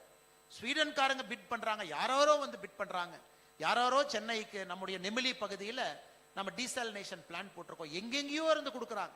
ஆனா நம்முடைய தமிழர்கள் இன்னைக்கு யுஏஇல அதை ஒரு பிசினஸா, மல்டிபிள் குரோர் பிசினஸா சக்சஸ்ஃபுல்லா பண்றவங்க. உங்க ஐடியா நமக்கு வேணும். அதனால் நிச்சயமாக 4 பேர் கேட்கல அப்படிங்கறக்காக ஆலோசனை சொல்லாம இருக்காதீங்க. கண்டிப்பா நீங்கள் உங்களுடைய ஆலோசனையை சொல்ல வேண்டும்.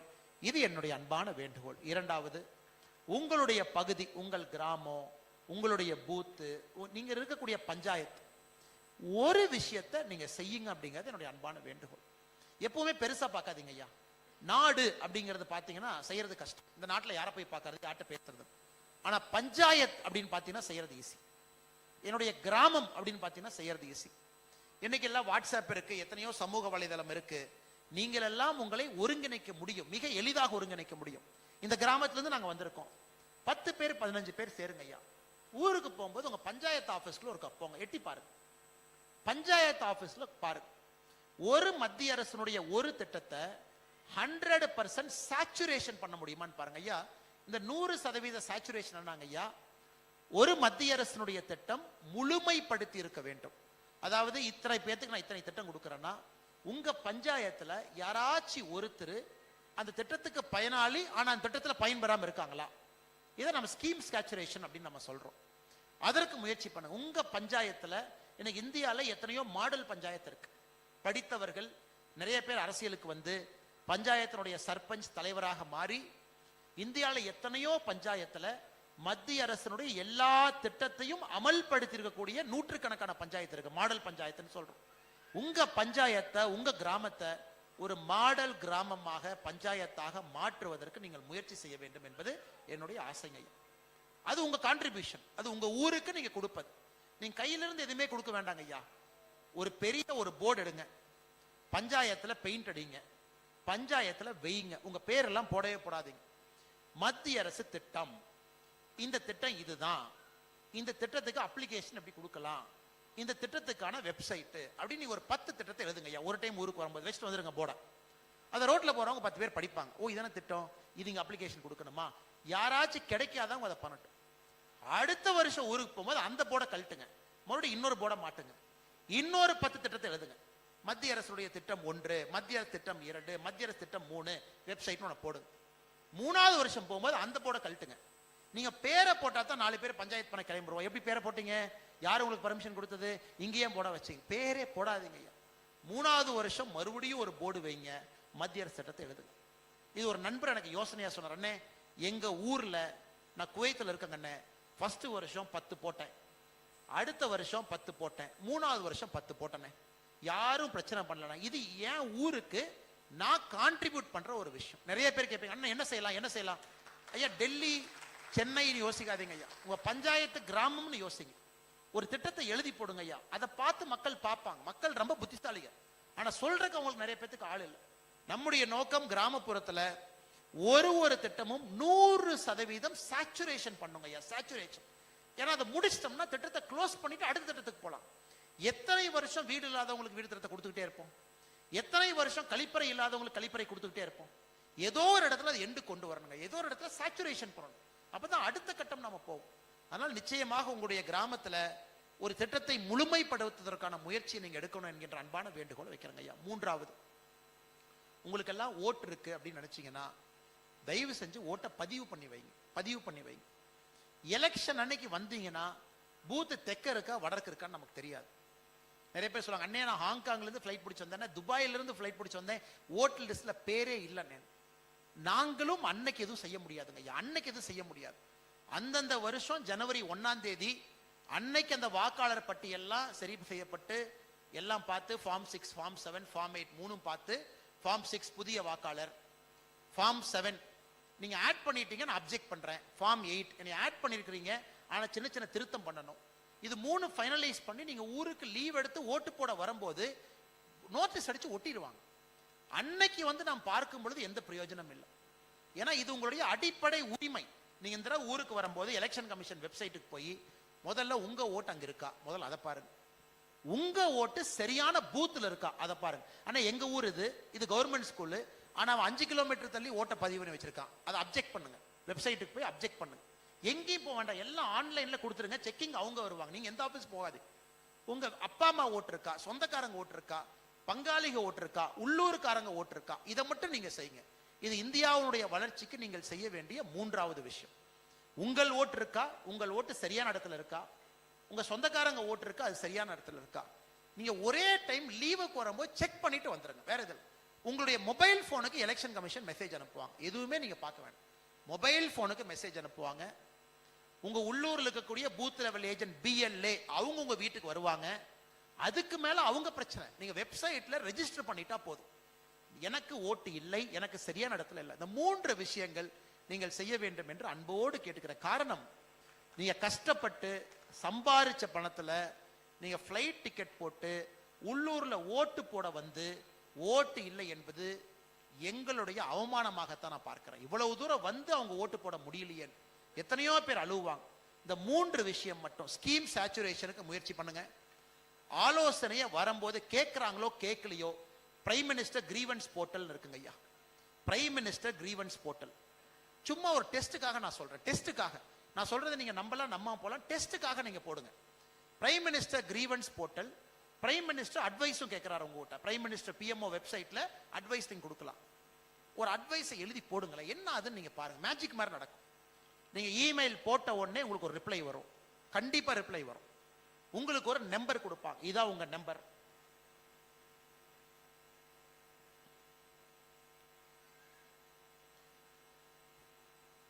நீங்க இமெயில் போட்ட உடனே உங்களுக்கு ஒரு ரிப்ளை வரும் பிரைம் மினிஸ்டர் ஆபீஸ். எப்படி நம்ம நாடு வேலை செய்யுதுன்னு பாருங்க. நீங்க குறை சொன்னீங்க, நிறை சொன்னீங்க, கம்ப்ளைண்ட் சொன்னீங்க, நல்லது சொன்னீங்க, இது 15 நாள் கழிச்சு அப்டேட் வரும், இந்த செக்ஷனுக்கு அனுப்பிச்சிருக்கோம். யாரோ ஒருத்தர் இங்கேயோ படிப்பாங்க ஐயா. அதுக்கப்புறம் அதுக்கு க்ளோஷர் வரும், 30 நாள்ல க்ளோஷர் வரும். நீங்க அனுப்பிச்சது இது, அது இங்க போச்சு, அதற்கான ரிப்ளை இது, உங்களுக்கு க்ளோஷர். நாம குறைந்தபட்சம் செய்யலாமேங்க ஐயா, குறைந்தபட்சம் செய்யலாமே. நமக்கு ஒன்று தெரியும், நம்ம நாட்டினுடைய வளர்ச்சிக்கு அது உதவும். நமக்கு தெரிஞ்ச ஒரு விஷயத்தை நாட்டுக்காக கொடுக்குறோம், அதை நீங்க செய்யுங்க. இதுதான் நான் முதல்ல சொன்னேன், உங்களுக்கு தெரிஞ்ச நாலேஜை ஷேர் பண்ணுங்க. ரெண்டாவது, உங்க ஊர்ல, உங்க கிராமத்துல, உங்க தெருவுல, நீங்க அர்பன் ஏரியால, நான் சென்னையில் இருக்கேன், நான் மடிப்பாக்கத்தில் இருக்கேன், நான் மயிலாப்பூர்ல இருக்கேன், கோர் சென்னை அர்பன் ஏரியா, அவ்வளவு கவர்மெண்ட் ஸ்கீம் இருக்கு. சாலையோர வியாபாரிகள் இத்தனை திட்டம், அவ்வளவு லட்சக்கணக்கான காசு. ஒரு போர்டை வைங்க, 4 பேர்த்த கூப்பிட்டு அதை ஃபாலோ பண்ண சொல்லுங்க. மூன்றாவது, உங்க ஓட்டை செக்யூர் பண்ணுங்க, சுத்தி இருக்கவங்க கூடிய ஓட்டை செக்யூர் பண்ணுங்க. 4வது, பிடிச்ச கட்சிக்கு ஓட்டு போடுங்க.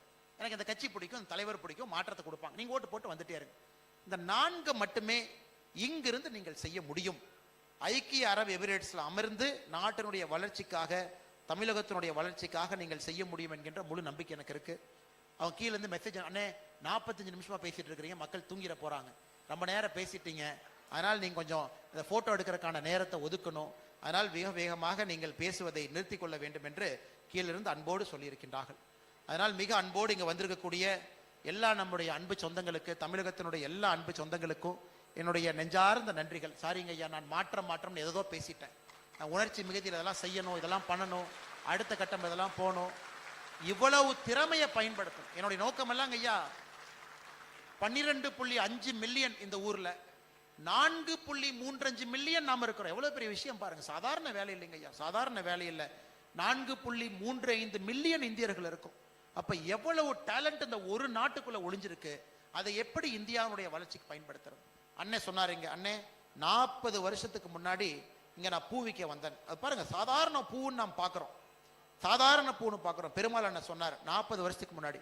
நான் கேட்டேன், அண்ணே பூ எப்படின்னே வருதுன்னு. இந்த ஊர்ல பூ இல்லைங்கன்னா டெய்லி ஃபிளைட்ல வருதுனாரு. அப்ப எவ்வளவு காம்ப்ளிகேட் ஒரு சப்ஜெக்ட் பாருங்க. அந்த பூ மதுரை பக்கத்துல மல்லிகைப்பூ வாங்கணும், அதே மல்லிகைப்பூ தமிழ்நாட்டில் 6 இடத்துல கிடைக்கும், மதுரையில, நாகர்கோவில்ல, வேற வேற மல்லி கிடைக்கும். அதையெல்லாம் ஒருங்கிணைக்கணும், அது மார்க்கெட்டுக்கு வரும், அங்க பிடிக்கணும், அதுக்கப்புறம் லாஜிஸ்டிக்ஸ் ஃபிளைட்ல ஏத்தணும், அதுக்கப்புறம் இங்க வரணும், அது ஒரு மாலையா கோர்த்து கொண்டு வந்து எனக்கு போட்டாங்க. அது சாதாரண வேலைங்களா? அதை மாலையா பார்க்கிறோம். ஆனா ஒரு மனுஷன் அதை 40 ஆண்டு காலமாக அத்தனை இடத்தை ஒருங்கிணைத்து அந்த பூவை வந்து இங்க கொண்டு வந்து ஒரு மாலையா தொகுத்து இங்க போறாருன்னா சாதாரண. அப்ப இவருடைய அறிவை நாம் பயன்படுத்தணுமா இல்லைங்களாங்க? இவருடைய அறிவை பயன்படுத்த வேண்டிய கட்டாயமும் கடமையும் நமக்கு இருக்கு. அப்படித்தான் ஒரு மனிதரையும் நம்ம பார்க்கின்றோம். அண்ணே நான் இங்க வாட்டர் ஃபில்டர் ட்ரீட்மெண்ட் பண்றேன், எப்படி நம்முடைய நாட்டுக்கு பயன்படுத்த? நெமிலில் நம்ம போறனமே, ஸ்வீடன்கார வந்து பண்றானே, நம்மால இங்க இருக்காங்களே. எத்தனையோ ஆடிட்டர்ஸ், 7500 இந்திய ஆடிட்டர்ஸ் இங்க இருக்கிறீங்க ஐயா. 7500 ஆடிட்டர்ஸ் இருக்கிறீங்க இந்த ஒரு நாட்டுல. ஹையஸ்ட் ஆடிட்டர் எங்கேயுமே இல்லை. நேற்று அபுதாபியில கேட்டேன், அபுதாபியில மட்டும் 1400 ஆடிட்டர், யுஏஇல 7000. எவ்வளவு பேர், எவ்வளவு டாக்டர், எவ்வளவு பேர் படிச்சவங்க. எல்லோருடைய திறமையும் நம்முடைய நாட்டுக்கு வேண்டும். இன்னும் 10 ஆண்டுகள்ல வறுமையை ஒழிக்கணும். 89வது சுதந்திர தினம் வரும் பொழுது எல்லோருக்கும் வீடு கட்டி இருக்க வேண்டும், எல்லோருக்கும் கழிப்பறை கட்டி இருக்க வேண்டும், எல்லோருக்கும் அடிப்படை உரிமையை கொடுத்துருக்கணுங்க ஐயா. அப்புறம் தான் அடுத்து போகணும். இன்னும் 10 வருஷம் தான் இருக்கு. 10 வருஷங்கிறது 3550 நாள் டப்புன்னு ஓடிடும். முதல்ல 10 வருஷம் எப்படி ஓடி போச்சுன்னு பாருங்க. நான் இங்க வந்து 5 வருஷம் ஆகுதுங்க. 2019, எனக்கு 2025, 6 வருஷத்துல அப்படியே துபாயா மாறி போச்சு. எல்லா இடத்துலயும் பில்டிங் வந்துருச்சு. முதல்ல பாத்தீங்கன்னா டெசர்ட் தெரியுப்பாங்க, டெசர்ட்டே தெரியறது இல்லை. துபாய் டு அபுதாபி அந்த ரோட்ல அவ்வளோ பில்டிங் வந்துருச்சு. முதல்ல அவ்வளோ கேப் இருந்துச்சு. அவ்வளோ வேகமா ஊர் வளருது. அதனால் நிச்சயமாக நீங்கள் எல்லாம் பாரதத்தினுடைய வளர்ச்சிக்கு பாடுபடணும். ஒரு தனி மனிதராக எதையும் எதிர்பார்க்காம நீங்க வேலை செய்யணும். விஐபி நான் விஐபி என்னை கண்டுக்கல, நான் வரும்போது வெளியே உட்கார வச்சான், நான் ஆலோசனை கொடுக்க வந்து ஒரு டீ கூட கொடுக்கல, அதெல்லாம் நமக்கு தேவையில்லைங்க. நம்ம கடமை நம்ம செய்யணும். எங்க ஊர்ல மத்திய அரசு மாநில அரசு திட்டங்கள், நமக்கு மாநில அரசுக்கு என்ன வாக்கிய தகராறுங்களா பஞ்சாயத்து தகராறா? மாநில அரசு திட்டத்துக்கு ஒரு போர்டை வச்சிருங்க, மத்திய அரசு திட்டத்துக்கு ஒரு போர்டு வச்சுட்டீங்க, மாநில அரசு திட்டத்துக்கு ஒரு போர்டை வச்சிருங்க. அது எந்த கட்சி பிடிக்கிற கட்சி பிடிக்கல கட்சி இல்ல, இதையும் மக்கள் பார்க்கட்டும், அதையும் அவங்க கிடைக்கட்டும். கிரீவன்ஸ் போர்ட்டல், நிறை குறைகள் எழுங்க, அதையும் செய்யணும். தயவு செஞ்சு ஓட்டை கரெக்டா ரெஜிஸ்டர் பண்ணி போட்டுருங்க, அது ரொம்ப முக்கியம்.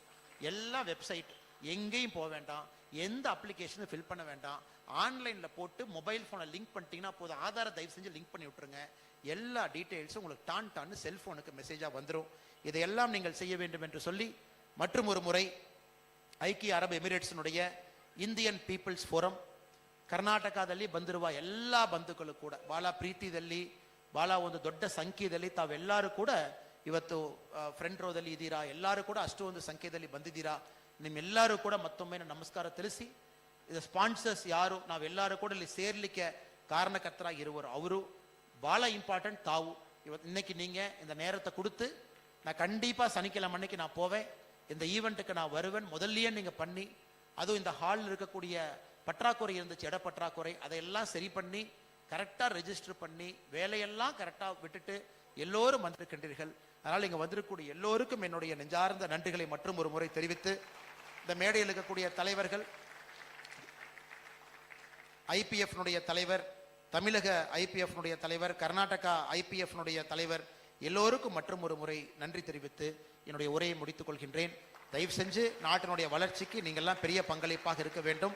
எல்லோரும் சேர்ந்து ஒரு வளர்ச்சி அடைந்த பாரதத்தை மிக வேகமாக உருவாக்கி நம்முடைய சமகாலத்தில் வறுமை என்பதை ஒழித்து கட்டுவோம் என்கின்ற சூளுரை இந்த சுதந்திர தின நாளில் நாம் எடுப்போம் என்று சொல்லி உரையை முடித்துக் கொள்கின்றோம். நன்றி, வணக்கம். பாரத் மாதா கி ஜெய்.